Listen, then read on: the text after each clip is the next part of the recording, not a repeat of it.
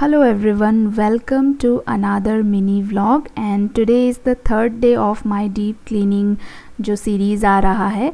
मैं भी काफ़ी खुश हूँ एंड आप भी आगे बोर नहीं होंगे क्योंकि मैंने सफाई के अलावा आपको कुछ दिखाया भी नहीं है। वो क्या था एक्चुअली, मैं ओवरवेल्म हो गई थी कि क्या करूँ, 3 दिन तक नेट नहीं होगा। हम इतना डिपेंडेंट हो जाते हैं ना इस चीज़ के ऊपर, वो गलत है और मैंने रियलाइज़ किया है। तो स्टार्टिंग में मैं ओवरवेलमिंग थी, बट जब मैंने आई फाउंड अ वे कि मुझे कैसे अपने इस समय को यूटिलाइज़ करना है एंड आई डिड इट, आपके सामने है and I am very content and happy with that कि येस, मेरा थॉट डिपेंडेंट था बट मैं नहीं थी। मैंने अपना वे फाउंड कर लिया एंड मैंने उसमें सक्सीड भी किया। छोटा सा ही अकॉम्प्लिशमेंट है बट मेरे लिए वो काफ़ी फुलफिलिंग रहा है। तो ये 3 दिन मैंने अच्छे से ही बिताया एंड येस, यहाँ ये टेबल आप देख सकते हैं, इसको मैं अलग कर रही हूँ, फिर से मैं इसको असेंबल कर दूँगी क्लीनिंग के बाद। मैंने डाइनिंग टेबल भी लास्ट टाइम इस तरीके से किया था। मैं 6 महीने 3 महीने में कभी कर देती हूँ, झूठ नहीं बोलूँगी, वीकली मंथली नहीं कर पाती हूँ।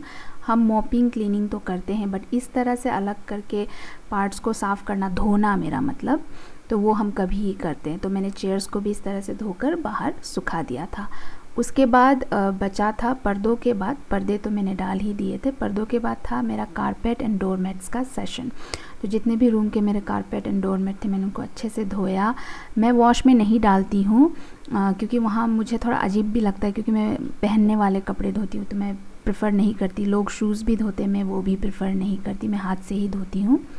उसके बाद बड़ा छोटा जो भी था, मैं बहुत थक गई थी बट फिर भी मैंने थोड़ा रुक रुक के मैंने किया। वीडियो में आप कंटिन्यूसली मे भी देख रहे होंगे बट इंटरवल्स लिया मैंने, बीच में एक टी ब्रेक भी लिया। तो इस तरीके से करके मैंने सुखा दिया उसे। एंड सुखाने के लिए ये थोड़ा मैं कंसर्न थी क्योंकि पीछे मैं जब सुखा रही थी तो ऑब्वियसली वो पानी जो नीचे जाने वाला था एंड शायद से वो मेरे नेबर को बॉदर किया होगा, but I was also helpless क्योंकि सुखाने का कोई जगह नहीं था, इनको मैं ड्राई नहीं कर सकती थी। तो मैंने सुखा लिया एंड कारपेट्स इतने गंदे नहीं थे मेरे, मैंने धो रही थी तो आप देख ही रहे थे, उतना काला पानी तो नहीं निकला क्योंकि मैं मेंटेन करती हूँ स्लीपर्स अंदर बाहर के। एंड इवन मेरे फैमिली मेम्बर्स जब आते हैं तो वो भी अब जान गए हैं कि मैं किस तरह से रहती हूँ, तो they are also quite conscious and concern. But कभी कभी मुझे वो फीलिंग गिल्ट मतलब देता है। क्योंकि हम जब फैमिली के साथ रहते हैं तो हम इस तरीके से नहीं हो सकते, और मैं भी जब फैमिली के साथ होती हूँ तो मैं ऐसा नहीं करती हूँ। आई डोंट फील बैड क्योंकि देखो, चीज़ है उसको हम साफ़ कर सकते हैं बट अगर गैप आ गया, कुछ चीज़ें आ गई ना, मनमुटाव हो गया, तो वो करने में बहुत मुश्किल हो जाता है। अकेले रह के मेरी थोड़ी आदत बिगड़ गई है कि मैं अपने हिसाब से ही करती हूँ सब चीज़, लेकिन वो जब मैं अकेली रहती हूँ तो I am very discipline with myself as well. But मैं जब फैमिली के साथ हूँ तो मैं डेफिनेटली उन चीज़ों को कंसिडर करती हूँ और हमें करना भी चाहिए। एंड इन सब के बाद मैं थक गई थी obviously, so you know me, cooking में इतना भी इंटरेस्ट नहीं है मुझे। मैं पका लेती हूँ बट बेसिकली मैं अपने लिए तो शॉर्टकट से फाइंड करती हूँ डेली बेसिस में, झूठ नहीं बोलूँगी।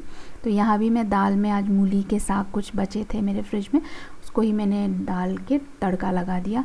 एंड क्योंकि वो मेरे लिए एक शॉर्टकट था, बट मैं एक्सपेरिमेंट करती हूँ, ये मैंने पहले कभी नहीं बनाया था। हम साग में डालते हैं वेजिटेबल्स, मुझे पता है, उसके बाद हम करते हैं, बट इस तरीके से कढ़ाई में अलग से तड़का लगाना मेरे लिए भी नया एक्सपीरियंस था। बट मैंने सोचा कि शायद अच्छा ही लगेगा एंड मैंने कर लिया एंड मैं खाकर सो गई।